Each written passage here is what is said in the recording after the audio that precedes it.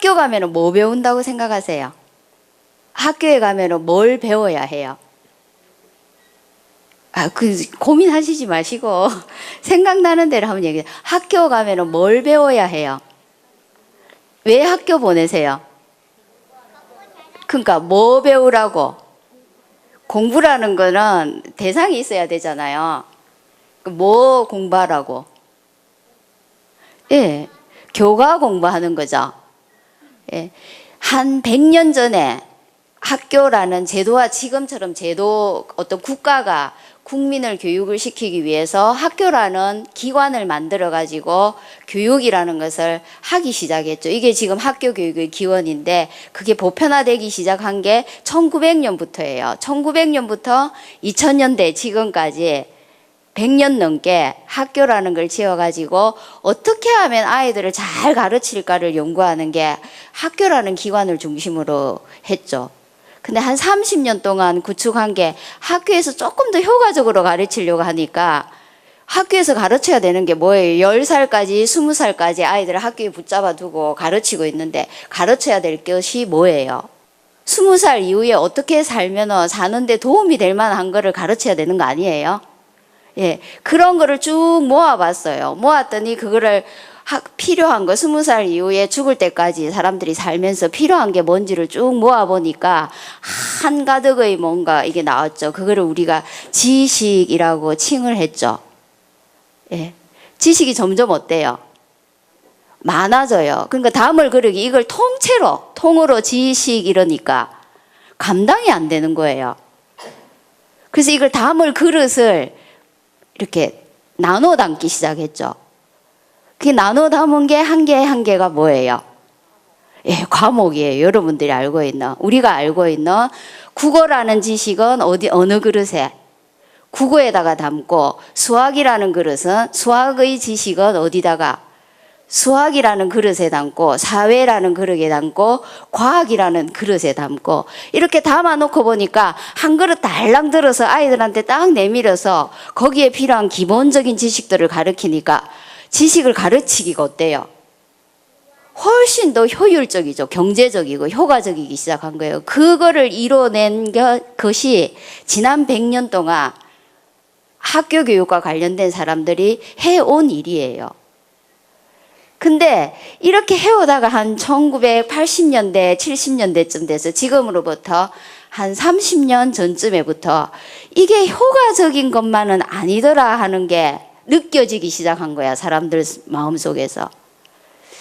그러면 지금까지 우리가 해온 것이 가장 효과적이라고 생각했기 때문에 해왔는데 지식을 교과별로 나눠가지고 그 교과별로 딱딱 덩어리 떼내서 가르치니까 굉장히 효과적이었는데 이게 어떤 사람에게는 효과적이지 않더라는 게 느껴지기 시작한 거예요. 지난 100년 정도 하면서. 어떤 사람에게?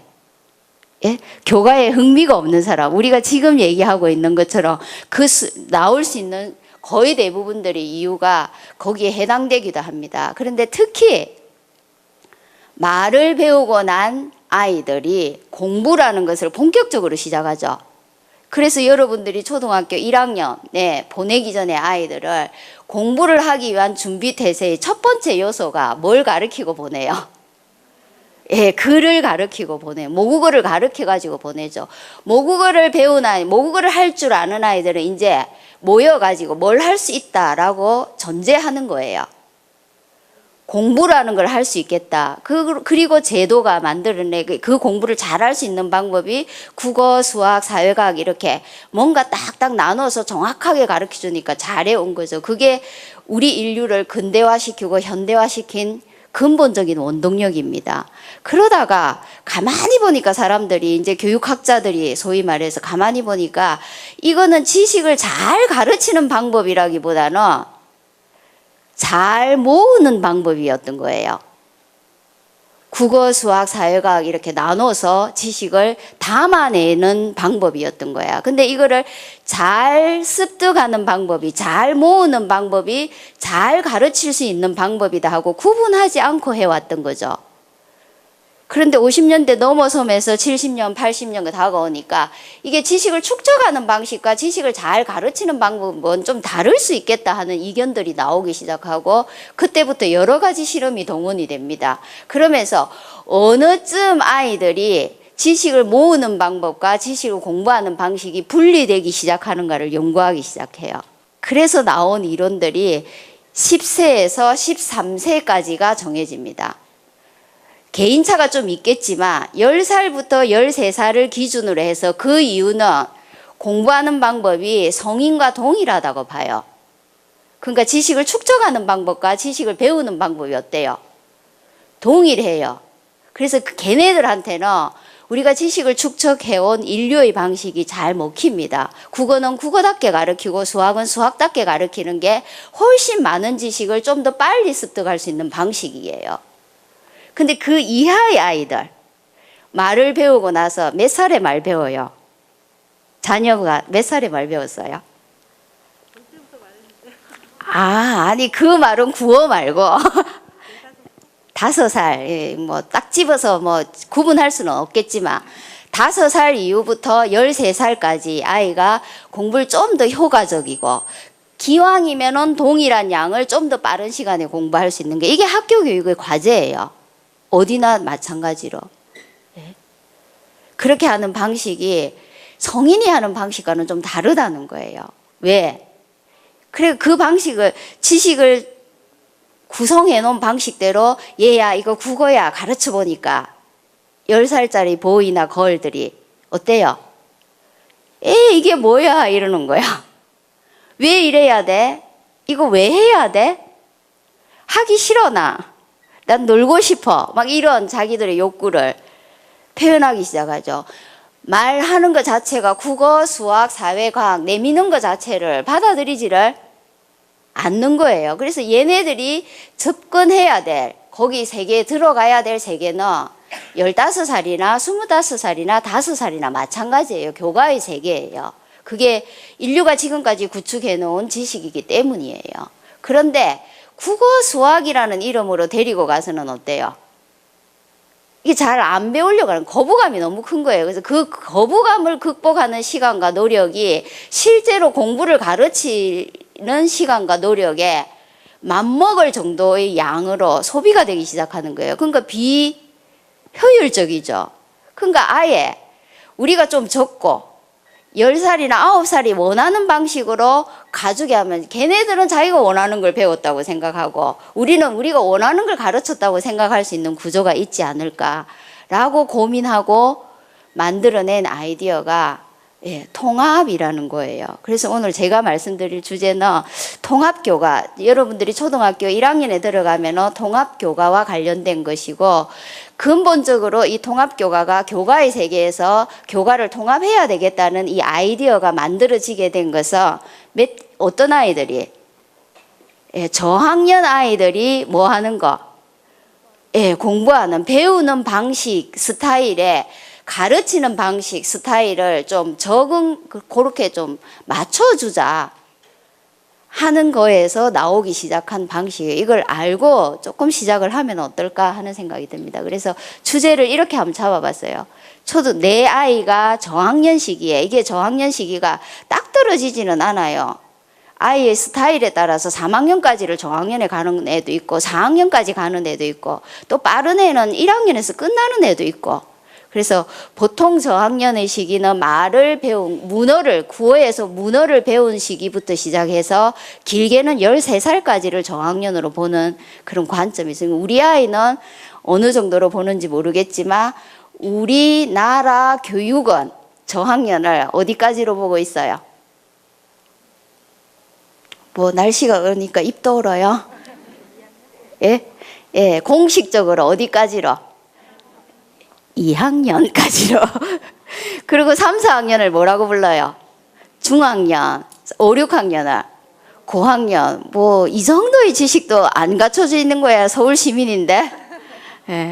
그래서 초등학교 1, 2학년들이 학습하는, 배우는 방식에 맞춰서 한번 얘기를 한번 해볼까 시작합니다. 그래서 저학년이 공부하는 거, 무엇 대상으로 공부를 하고 어떤 방법으로 공부하는가에 대한 안내를 한 10분 하고요. 그 다음에 거기에 기초해서 지금 올해 3월 달부터 적용되고 있는 초등학교 통합교과서에 대해서 안내를 좀 하고, 그 다음에 집에서 부모님들이 어떻게 도와주면 좋을지에 대한 팁을 한 2-3가지 드릴까 준비해 왔습니다. 기대가 돼요? 네. 여러분들이 기대가 된다는 것을 바디랭귀지로 표현해 주셔야 제가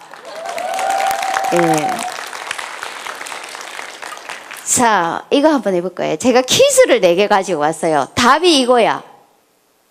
근데 문제가 1개씩 나옵니다. 이게 상품이 있으면 좋은데. 위에 파란색 4개가 답이에요. 1, 2, 3, 4. 번호를 찍어 왔으면 좋았을까. 초등학교 저학년입니다. 여기서 얘기하는 학생은 전부 저학년이에요.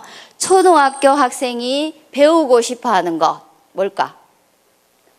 내가 대답 안 하는 거는, 초등학교 저학년이 배우고 싶어 하는 대상. 뭘 배우고 싶어 할까? 뭘 알고 싶어 할까? 이거예요. 우리는 이거를 학교 교육과 관련해서 아이들이 배워야 될 것을 뭐라고 해요? 지식 이러죠.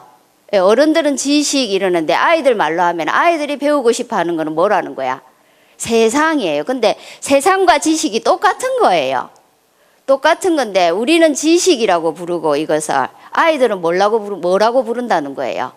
세상이라고 부른다는 거예요. 그래서 노는 것 같지만 걔네들은 세상에 대한 지식에 지금 접근하고 있는 거예요. 여러분들이 꼭 국어책을 펴놓고 있어야 애가 공부한다는 느낌을 가지면 그거는 내 방식이라는 거예요. 아이들이 뭔가에 대해서, 사람들에 대해서, 주변에 대해서, 아니면 어떤 모이지 않는 모종의 현상에 대해서 퀘스처닝을 하면은 걔는 세상을 배우려고 한다라고 이렇게 봐주면 돼요. 그래서 질문에 굉장히 잘 돼요. 다만 저게 뭐야 하면은 엄마 저게 뭐야 하고 시계를 가리키면서 엄마 저게 뭐야 하면은 시계야 이렇게 하면은, 자 엄마 저게 뭐야 하니까 글쎄 저게 뭘까? 어느 대답이 더 배우게 만들어주는 거예요. 상황에 따라 다를 수 있어요. 아이가 정답을 딱 원할 때는 뭐라고 해줘야 돼요? 시계라고 해줘야 되고, 아이가 이거 외에 또 그러면 저건 뭐야? 그러면 저건 뭐야? 하면 딱히 시계에 대해서 관심이 없는 거야. 주변에 있는 물건들에 대해서 관심이, 그렇게 이어가기를 원하는 거다. 글쎄 저걸 뭘까? 그러면 이건 뭐야? 이렇게 해가면서 모르는 것은 나중에 찾아서 아빠랑 다시 얘기해보자. 이렇게 해가면은 얘가 배우는 거를, 방식을 자기도 모르게 배우고 엄마와의 대화 속에서 배우기 시작한다는 거예요. 자, 그렇게 봤을 적에, 자, 아이들이 배우고 싶어 하는 거, 알고 싶어 하는 대상은 뭐다? 세상. 그래서 교과서 속에 뭐가 있다는 거예요? 세상이 들어있다는 거예요. 그런 분위기로 가면 돼. 꼭 국어해, 수학해 하지 말고, 그런 것만 아시면 좀 더 잘 도와줄 수 있지 않을까. 2번째 질문. 초등학생들은 왜 배우려고 할까? 배움의 동기가 뭘까요? 뭐가 있어야 배우려고 할까? 근데 어른들은 어때요? 필요에 의해서 배웁니다. 그래서 천리길도 마다 않고 가죠. 뭐 하니까? 필요하니까. 어떤 낯선 사람과 왼수와 같이 앉혀놔도 공부를 해요. 왜? 필요하니까. 그래서 13살 이후의 아이들이 공부할 적에는 필요에 의해서 합니다. 그래서 고등학생들을 꼬실 적에는 좋은 대학에 가야 돼 이렇게 하는 게 어때요? 공부에 동인이 될 수도 있어요. 너무 강압이 아니라면. 그 필요가 있어야만 됩니다. 그런데 13살 이후의 아이들, 특히 초등학교 저학년 아이들은 뭐가 있어야 돼요? 즐거워야 돼요. 필요에는 안중에도 없어요. 무조건 해보면은 재밌을 것 같아야 덤비기 시작해요. 그러면서 그 과정 안에서 필요가 생기게 됩니다. 그러면서 13살, 14살 넘어가게 되겠죠. 그래서 아이들이 무조건 재미있어 할 것 같으면은 뭐다, 그것이? 공부다. 이렇게 하시면 돼요. 자, 3번째 질문. 조금 빨리 갈까요? 그러면 얘네들의 공부를 도울 수 있는 방법은? 요청에 응해주기입니다. 자, 영재를 둔 어머니와 범인, 그냥 보통 평범한 아이들을 둔 어머니를 영재교육 파트에서 연구를 했어요. 이 아이가, 내 아이가 범인인데도 불구하고 생산에 있어서는 아니면 배움에 있어서는 영재의 성과를 내는 아이도 있어요. 본래 영재로 태어난 아이들이 영재로서의 성과를 내는 것은 당연한 거고, 평범한 수준인데도 영재에 버금가는 공부를 해내는 애들이 있습니다. 그런 아이들을 조사를 해봤더니, 그런 아이들의 엄마를 조사를 해봤더니 이 원리가 딱 지켜지더라는 거예요. 자, 이런 거 있습니다. 아이가 지금 막 색종이를 이렇게 오리고 있어요. 근데 잘 오려져요, 안 오려져요? 안 오려지면 어떻게 해요? 엄마 이러잖아. 뭐 해요? 요청하는 거야. 그래가지고 뭐 엄마 소리만 해도 그 다음 점점점이 뭐라고 알아들어요? 이것 좀 도와주세요, 해주세요 하면은 평범한 아이밖에 못 길러요, 정말. 예. 그래가지고 엄마 이러면 가서 잘라줘 버리는 엄마. 어떤 엄마예요? 그 아이를 영재로 키울 수는 없어요. 영재라는 것이 일정 수준 이상이 아니라 내 아이가 발휘할 수 있는 것 이상으로 발휘하게 하면 영재예요. 예. 그렇게 하지는 못해요. 근데 영재들의 엄마는 엄마 요거 좀 잡아줘 하면 이렇게 종이를 오리잖아요. 과이질을 하잖아요. 이 끝을 잡아줘 이러니까 영재 엄마들이 대부분은 아이가 딱 요청하는 거 그까지만 해준대요. 끝만 딱 잡고 있는 거야. 우리 이런 거 해봤잖아요, 집에서. 근데 끝만 잡고 있으면 이게 여전히 서투니까 어떤 마음이 들어요? 거기 잡는 순간부터 예, 간섭하기 시작해요. 예, 그렇게 하면 안 돼. 골려 오려 이렇게 되죠. 자기 오리는 방향을 엄마의 입으로 제시를 해주죠. 거기서도 잘 안 되니까 어때요? 야, 이리 줘봐 이러고 손 위에 아이 손 위에 가위 잡은 아이 손 위에 손을 얹어서 도와주죠. 거기 덧붙여줍니다. 그까지 개입하는 엄마. 성질 더 급한 엄마들은 나중에는 애가 이제 그까지 가면 애가 이제 짜증을 내기 시작해요. 이미 여러분들이 느낄지 못 느낄지 모르지만 엄마 손을 막 빼고 싶어갖고 자기 손을 빼기 시작합니다. 그러면 아이는 이 대상에 대한 러닝을 멈춘 상태가 되는 거예요. 근데 엄마는 멈추지를 못해요. 기어코 다 오리고야 말죠. 그러고는 여기 있다 하고 보여주면 아이는 어때요?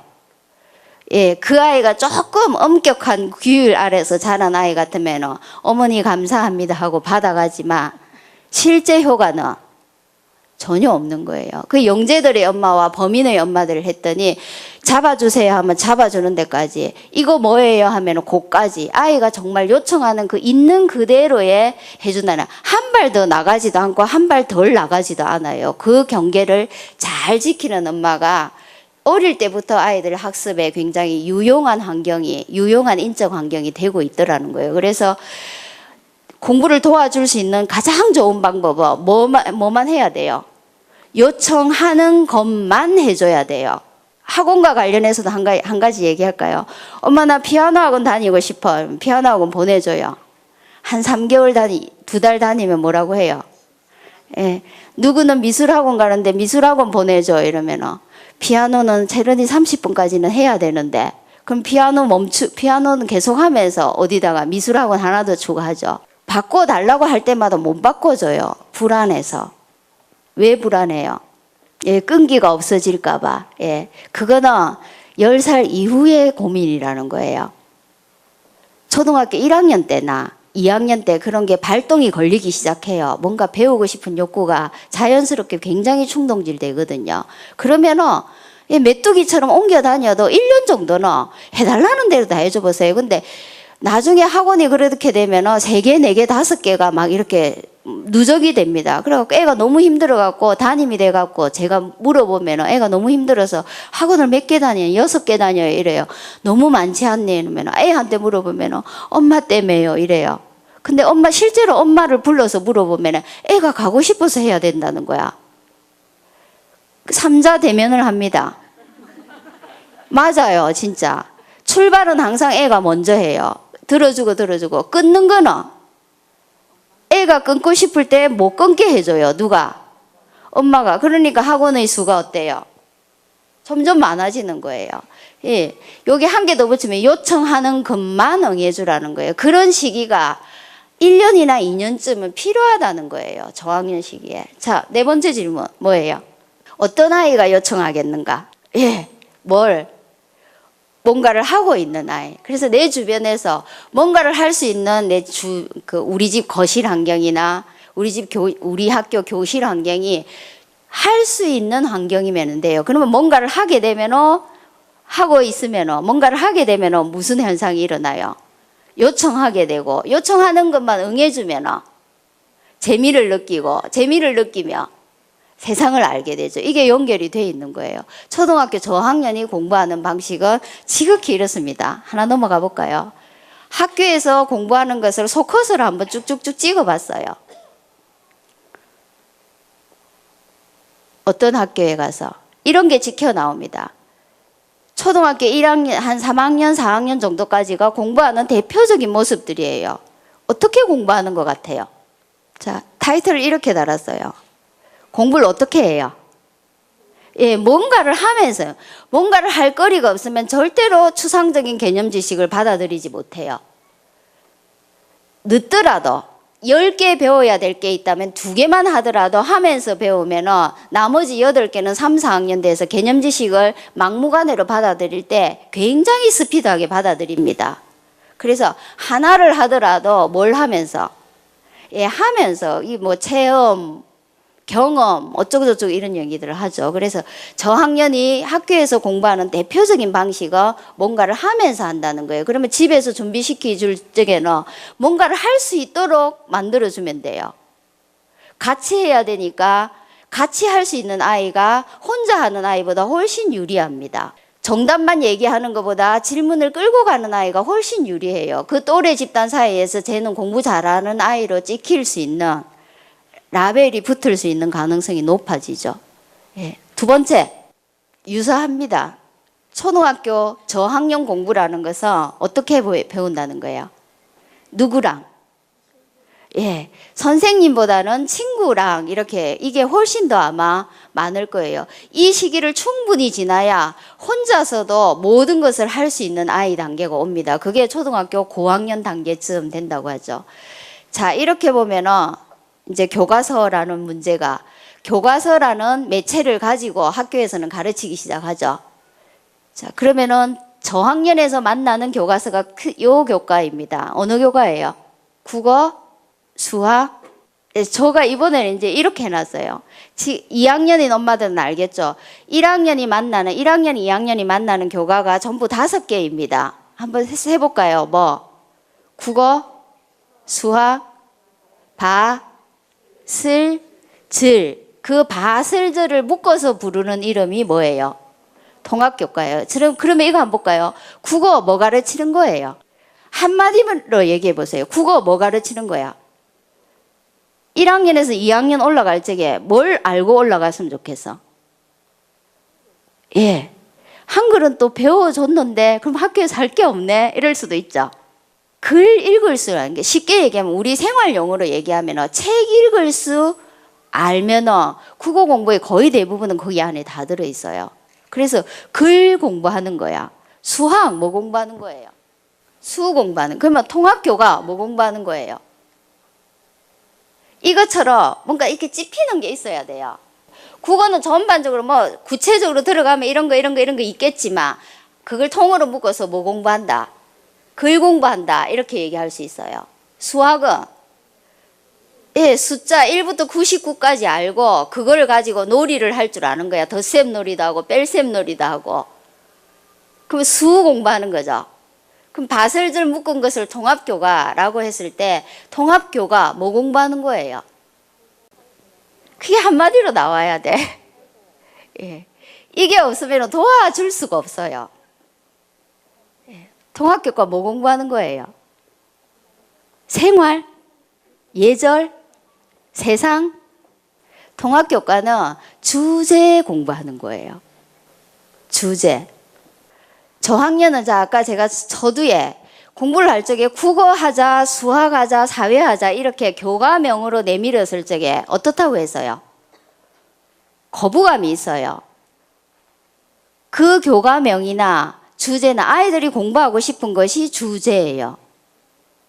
우리 조카가 한 번은 5살쯤에 이제 6살 이때 그 5살까지 글자를 안 배우고 있었는데 대전에 삽니다.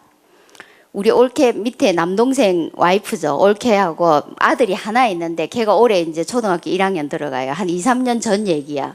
집에 하루는 갔더니 저는 청주에 있고 대전에 있다 보니까 자주 가요. 좀 자주 가는 편이에요. 신우 올케가 뭐 별로 반갑지는 않지만 예, 자주 가는데 한 번은 갔더니 내 조카가 걔가 머시매가 고모 이러면서 하는데 고모 내가 비밀 얘기 하나 해줄게 이러는 거야. 그래 뭔데 하니까 우리 엄마는 할머니를 진짜 싫어해 이러는 거야. 그 할머니가 누구예요? 걔한테는 시어머니고 나한테는 우리 엄마야. 기분이 썩 좋지는 않죠. 그래 왜 내가 그냥 그 조카한테 왜 그러니까 할머니가 오고 가고 나면 엄마가 막 신경질적으로 빗자루질을 한대. 그래갖고 오늘은 할머니가 어제 오셨다가 가신 거야. 어제 가시고 나서 그래서 그 비밀 얘기라는 게 뭐냐면은 나는 할머니가 가고 나면 다음에 할머니가 올 때까지 할머니가 너무 보고 싶어 이러는 거예요. 그래서 할머니가 보고 싶을 때마다 꺼내 보려고 할머니 머리카락을 하나 거실에 떨어진 할머니 머리카락을 하나 딱 주워가지고 주머니에 넣어놨던 거야. 그걸 나한테 보여주면서 고모 비밀이야 이러는 거야. 그래서 얘를 조금 엄마와 우리 엄마와 저거 엄마와 나와 지가 다 공존할 수 있는 공간이 하나 필요하겠다 싶어갖고 걔를 손을 잡고 나가가지고 그 근처에 있는 큰 문구점에 가가지고 노란색 센 노란색 예쁜 시트지를 하나 사왔어요. 그리고는 거실 그 유리병에다가 딱 붙여놔놓고 그 가운데다가 할머니 머리카락을 딱 붙이고 제가 거기다가 스카치 테이프로 머리카락을 딱 붙여놔놓고 그러면은 샛노란 바탕에 머리카락이 있으니까 표가 나죠. 약간 희끗희끗한 흰색 머리카락이라 딱 붙여놔놓고 거기다가 회색 할머니 머리카락 회색 이렇게 써주고 왔어요. 내 의도는 그걸 중심으로 해서 아이가 글자를 배우니까 엄마 아빠가 지금 글자 공부를 시켜야 되는데 애가 안 하려고 계속 바둥거리니까 엄마 아빠의 그 고민을 해결을 해주고 싶었어요 저는. 그래서 거기다가 그걸 딱 해놨어. 붙여놓으니까 우리 올케가 초등학교 선생이거든요. 이 영민한 초등학교 선생이 금방 알아채지요. 1학년 담임하고 있으니까. 거기 이제 그 다음 주쯤 일정한 시간은 모르겠는데 갔더니 머리카락이 주렁주렁 붙어 있어요. 세상에 주변 사람들 머리카락 다 붙어 있어. 그 머리카락마다 뭐가 적혀져 있겠어요? 이모 머리카락, 고모 머리카락, 소연이 머리카락, 누구 머리카락 이렇게 하면서 이 엄마는 머리 좋게도 고모가 어떤 뜻으로 했는지 알아챈 거야. 그렇게 하니까 아이가 어때요?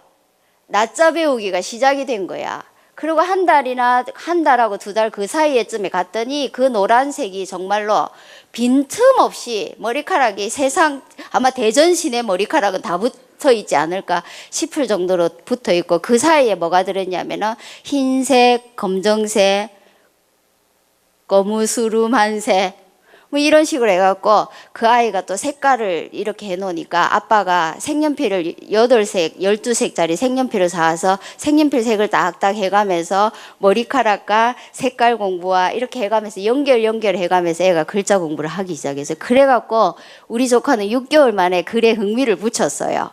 누구 덕이야? 에이, 고모 덕은 아니에요. 예. 우리 엄마 덕이야. 나는 우리 엄마가 올케한테 미움받는 게 해결하고 싶었고 뭐 이런 거죠. 그러니까 그 아이가 요즘 너 뭐하니 하니까 나 머리카락 모아. 만약에 너 요즘 뭐 공부하니 하면 뭐 공부한다 하겠어요?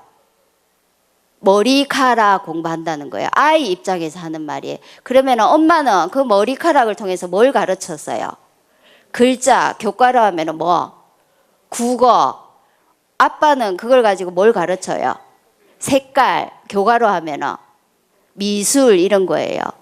얘야 이게 미술이야 국어야 할 필요는 없는 거예요. 아이는 뭐 한다고 느끼는 거야? 머리카락. 그리고 지가 원하는 거 하면 돼요.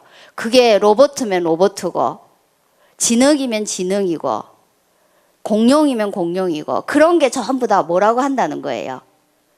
주제라는 거야. 그래서 아이들이 공부하는 방식은 자기가 원하는 주제가 있어야 돼요. 어떤 주제든 우리가 원하는 것을 거기 얽혀서 가르칠 수 있어요. 그게 통합교과가 하고자 하는 거예요. 그래서 저학년이 배움의 대상으로 삼는 것은 뭐다? 주제다. 그래서 이전 화면으로 가면 통합교과에서 가르치는 것은 뭐다? 주제다. 이렇게 하시면 돼요. 자, 걔네들이 배우는 방식은 자기의 방식을 가지고 하다 보면 어디로 간다는 거예요? 교과의 방식으로 간다는 거예요. 습득하고 나야 이게 뭔지를 알아요. 아, 이게 국어구나. 이게 수학이구나. 이게 국어적인 거구나. 이게 수학적인 거구나 하는 걸 아는데, 저학년은 3학년에서 본격적으로 교과가 시작되기 전에 그 경험을 공유하는 단계예요. 아이가 글자를 5살에 문어를 배우려고 하면은 0살부터 5살까지 말하는 경험, 구어적인 경험이 필요하죠.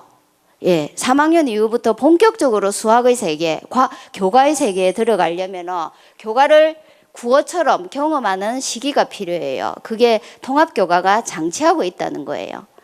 그래서 이게 저학년 교실에서 흔히 볼 수 있는 시간표죠.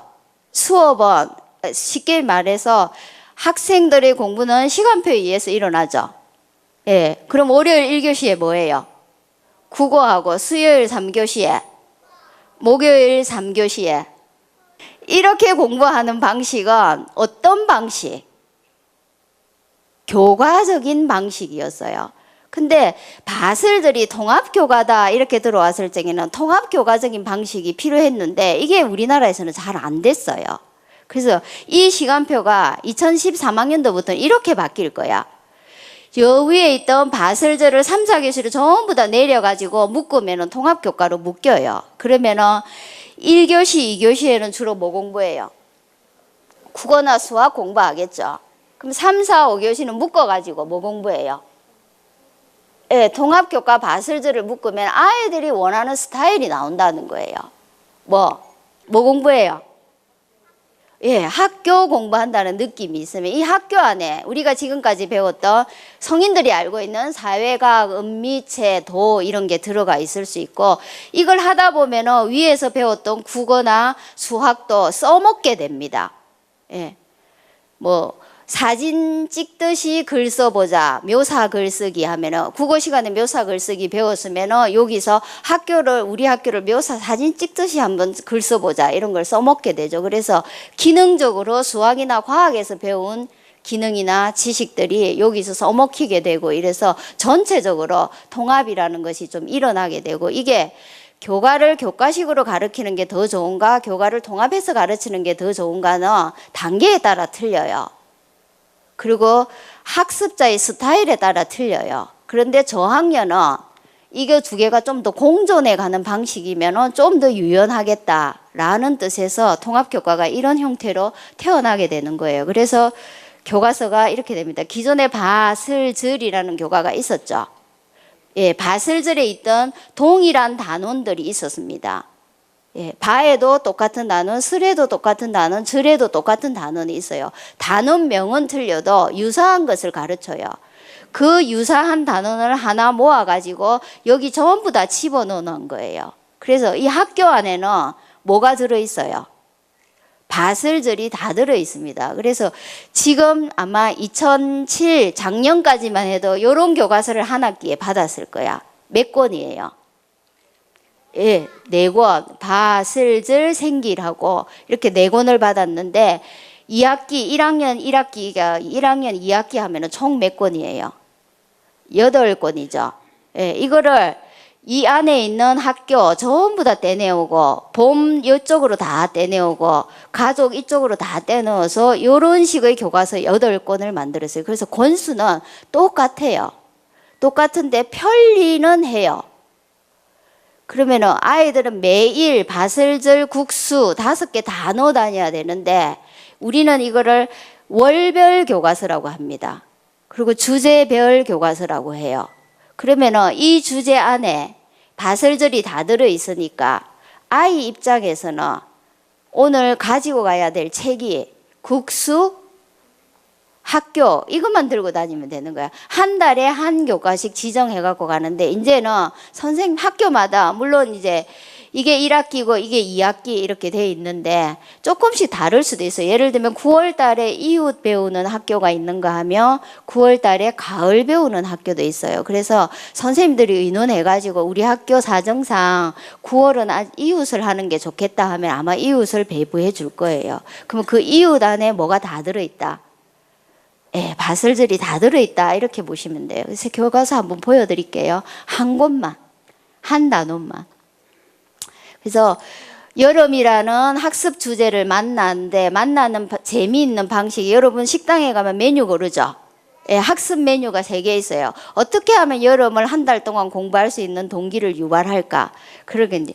그림 보면서 여름에 대해서 이야기하기. 유치원에서 굉장히 많이 하는 형태예요. 그래서 같이 해주는 거예요. 그 다음에 관련된 동화책 읽으면서 이야기하기.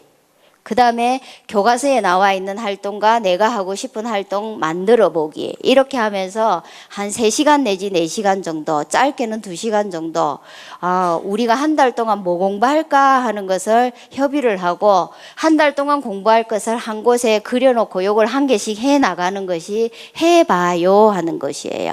이 해봐요에는 바슬들이 섞여 있어요. 여기에. 그래서 어떤 자신은 바고 어떤 자신은 슬이고 어떤 자신은 들인데 구분이 되게끔 돼 있어요. 색깔을 구분해 놨어요. 노란색은 무슨 교과? 바교과.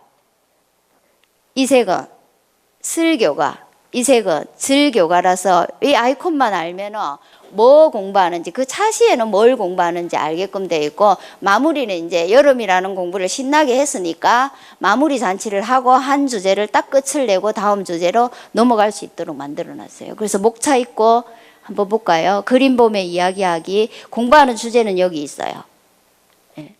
그 다음에 이야기 읽으면 이 이야기는 그래서 집에서 도와줄 수 있는 것은 여름과 관련된 책들을 많이 사놓으면 아이들이 언제든 독서 활동을 하고 학교에 가서 개입할 수 있는 여지가 훨씬 높아지겠죠. 그래서 주제별로 해놓으면 학교의 독서와 가정의 독서를 연계할 수 있습니다. 교과서를 중심으로 해서. 이야기를 하나 읽어보고 이야기 안에 들어있는 것은 공부할 내용이 아니에요. 되겠어요? 그래서 이 내용이 틀렸다 맞다 이런 얘기를 하면 안 돼. 이거는 여러분들이 서점에서 살 수 있는 동화책이에요. 되겠어요? 네. 그리고 이번 달에 공부할 것이 전부 이게 학습출이라고 해서 공부할 것이 한 그림으로 나와 있습니다. 그러면 이렇게 합니다. 선생님하고 아이들은 이렇게 공부할 거예요. 예, 뭐부터 할까 하면 그림자 놀이 해요. 이렇게 가요. 무슨 교과예요? 들교과고 몇 쪽으로 가요? 22쪽에 가서 해요. 그러면 이 꽃표 칩니다. 그 다음 뭐 할까? 내일은 뭐 할까? 에너지 절약 아껴라 이거 해요. 그러면은 무슨 교과예요? 바교과고 몇 쪽? 42쪽으로 가서 하고 이렇게 한 개 하다 보면 들쑥날쑥 하지만 한 달 하고 나면은 전부 여기에 뭐가 쳐져요? 꽃표 치져요. 그리고 시간이 남으면 어디쯤가 빈 공간이 있어요. 어디 있나? 여기. 예. 여름과 관련해서 하고 싶은 게 있으면 아이들하고 선생님이 의논해서 후보 목록을 만들어 놓고 중간에 끼워가면서 하기도 하고 다 하고 하기도 하고 이렇게 해서 한 달 동안 하는 거예요. 그래서 매달 초에 진도가 나가기 시작해가지고 매달 끝에 말일에 진도가 끝난다고 생각하시면 되게 돼 있어요. 그래서 이런 식으로 진행이 되고 무슨 교과예요? 예, 슬교과. 무슨 교과예요? 질. 무슨 교과예요? 바. 이렇게 진행되는 방식은 똑같습니다. 차시 한 개인가 한 개가 진행되는 거. 다만 한 차시가 거의 이번에는 2차시 내지 3차시로 묶여져 있어요. 예. 하나하고 금방 끝내기가 너무너무 힘들어. 어린아이들 데리고 하기에. 준비하고 나면 시간 거의 다 가버려. 그래서 시간을, 텀을 블럭으로 해서 이렇게 길게 해놔서 지금 활동을 좀 충분히 해보고 정리도 좀 충분히 해볼 수 있도록. 그래서 거의 내일 뭐 할까 하면 하나 정도. 운동장에 나가서 하는 거 외에는 거의 다 2차시 아니면 3차시가 묶여있는 방식으로 흘러가게끔 되어 있어요. 자, 그래서 새 교과서는 특징이 3가지로 짚어집니다. 한번 해볼까요? 뭐예요? 주제별 교과서다. 이것을 뭘로 제공한다? 월별로 제공한다. 무슨 수업? 예, 주제 중심 통합 수업이 가능한 교재로 만들어 놨다는 거. 그리고 아이들과 선생님이 어느 정도 좀 편집을 하거나 뭐 추가를 하거나 할 수 있도록 만들어갈 수 있는 형태로 만들어놨다 하는 거 정도만 이해하시면 될 것 같고, 자, 가정에서 어떤 지원을 하면 되겠 이런 아이들이 이런 학습 스타일을 가지고 있으니까 집에서는 어떤 지원을 해줘야 될까 하는 게 머릿속에 조금씩 구상이 되죠.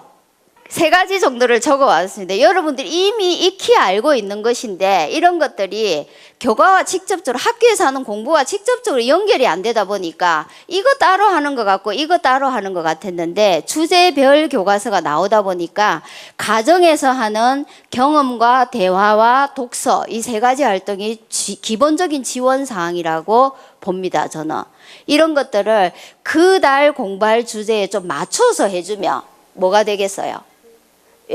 학교에 가서 어떤 학습의 형태에 일어나도 내가 끼어들 수 있는 가능성을 굉장히 높여줍니다. 학교에서 하는 거 똑같이 집에서 한번 예복습 시키면 어떤 현상이 일어나요? 학교 가서 집중 안 해요. 그리고 선생님 뭐 좀 하자면 저 알아요 이래요. 얼마나 미운지 아세요? 진짜 한 대 쥐어받고 싶어요. 그래서 슬쩍 가서 저는 초등학교 한 8년 있었거든요. 슬쩍 가서 지어박아요. 그러면 선생님 왜 그래요 하니까 너 예뻐서. 내 말과 마음이 다르니까 그 아이가 나를 좋아하겠어요? 안 좋아하죠. 한두 달은 속일 수 있는데 더 길게는 못 속여요. 내가 너 싫어하는 게 내가 아무리 나 참 이쁘구나 해도 안 믿어요 걔가. 내 마음이 그런 걸. 그건 아이도 마찬가지고 선생님도 마찬가지고 또 옆에 친구도 마찬가지예요. 그래서 이런 가정에서 하는 여러분들이 주말이나 가족 여행이나 나들이나 아이들 데리고 어디 근처라도 가고 싶으면 이런 주제가 있으면 그 관련된 경험과 연관을 해서 여기 가면 어떨지 모르겠지만 한 번쯤은 직접적이든 간접적이든 도움이 될 것 같다 하는 데를 많이 데리고 다녀주는 거. 그 다음에 관련된 대화를 자유롭게 주제에 상관없이 여러 측면에서 여러 방향에서 대화를 이야기거리를 많이 제공해 주는 거. 그 다음에 독서를 책을 읽는 게 얼마나 중요한지 아시죠? 그게 고등학교쯤 가면은 자기 성적이 폭풍처럼 질주해서 위로 가거나 밑으로 가는 아이들이 생기지 않아요. 독서가 많은 애들은 성적이 평상시 성적이라는 게 있잖아요. 기하급수적으로 떨어지거나 기하급수적으로 올라가는 그런 이변이 없어요. 그래서 예측 가능한 형태가 되는데 그거는 고등학생이 돼봐야 알아. 근데 초등학교 이후에는 거의 독서를 안 한다는 사실. 그래서 독서가 굉장히 중요한데 이게 학교에 가서 내가 써먹을 수 있는 개연성이 높아지면 높아질수록 아이들이 독서열은 훨씬 왕성해집니다. 그래서 관련된 책들을 주변에 좀 구비를 해놓으면 충분히 놀다가 손만 뻗으면 그냥 좀 읽을 수 있는 그런 책들을 좀 구비를 해놓으면 집에서 지원 사항이 굉장히 많이 되지 않을까. 한 가지 힌트를 드릴게요. 책을 사되 아까 예습과 복습이 반복되면 어떤다고 그랬어요? 정말 지루해요. 선생님 정말 못 도와주는 방식이에요. 아이들이 그룹 안에서 내 아이만 난장판이 되는 아이로 가는 첩경이에요. 동일한 것을 반복해 줄 적에 또 그렇게 해주면 해줄수록 아이들이 공부에 대한 실증이 어때요? 빨리 납니다. 근데 동일한 것이되 다르게 해줘야 돼요. 가정에서 해주는 방식은. 그래서 제가 이렇게 했어요. 같은 내용을 다르게. 예를 들면 교과서에 동식물이 나오죠. 동물이 나오죠. 어디쯤인가는 나올 거예요. 근데 교과서에 나오는 동물이나 식물은 학문 분류 방식에 따라가요. 그래서 뭐 예를 들면 산에 사는 동물 서식지에 따라서 물에 사는 동물 뭐에 사는 동물 이렇게 가거나 아니면 포유류 이렇게 이런 식으로 차시나 소단은 배치가 되어 있습니다. 그러면은 그거를 이런 동안은 뭐예요? 그 동물들을 다 만나되 뭘로 만나요? 색으로 만나요. 근데 여기서 만나는 동물이 학교에서 만나는 동물과 비슷비슷해요. 근데도 여기서 만나는 동물은 뭐 같아요? 색이라는 아주 엉뚱한 분류 방식을 가지고 오죠. 그러면 같은 것이 돼 뭐가 되는 거예요? 다른 것이 되는 거예요. 그래서 이게 예습이라는 게 될 수 있는 거예요. 그래서 교과서에 배운 거와 비슷한 형식, 포맷을 가진 독서 자료는 독약이에요. 길게 보면. 그래서 포맷이 다르고 진료가 같은 거, 재료가 같은 것을 찾을 줄 알면 여러분 자녀들의 독서를 굉장히 스트레스 안 받고 도와줄 수 있는 좋은 방법이에요. 색으로 동물을 말해요. 빨간 동물 다 나와라. 나오죠. 파란 동물. 딱 맞지는 않아요. 이게 노란 동물은 아니잖아. 예. 근데도 보죠. 예. 이런 식으로 해가지고 내가 만난 동물 사전들이 뒤에 붙어 있는 이런 거면은 나중에 학교 가고 여기서 이런 데 보면 이 동물의 특징이나 먹이나 똥이나 뭐 이런 거 우리가 공부하는 그런 거 들어있지 않겠어요. 그죠? 그 다음에 두 번째. 교과의 내용은 예를 들면 이 국어 같은데 모습은 수학 같은 거. 뭐예요? A 교과를 B 교과식으로 만날 수 있는 이런 포맷을 가진 독서 자료도 굉장히 좋아요. 자, 이것도 보면은 쿠키 한 입의 인생 수업이라는 그냥 동화책, 시중에 파는 동화책 제가 찍어 온 거예요. 보면은 이런 식의 스토리가 있어. 한번 첫 번째 것만 한번 읽어볼래요? 보이나요? 내가 반죽을 저을게. 너는 초콜릿 조각을 넣을래? 이게 뭐라는 거예요? 서로 돕는 거. 선생님들이 수업할 적에 이렇게 협동 이런 수업 하겠죠. 자, 협동이 뭘까? 이러면 애들이 자기 나름대로의 방식으로 얘기를 하겠죠. 그러면 이런 식의 글을 재미있게 내 생활과 관련 지어서 정의를 해내면 그 정의 방식이 어때요?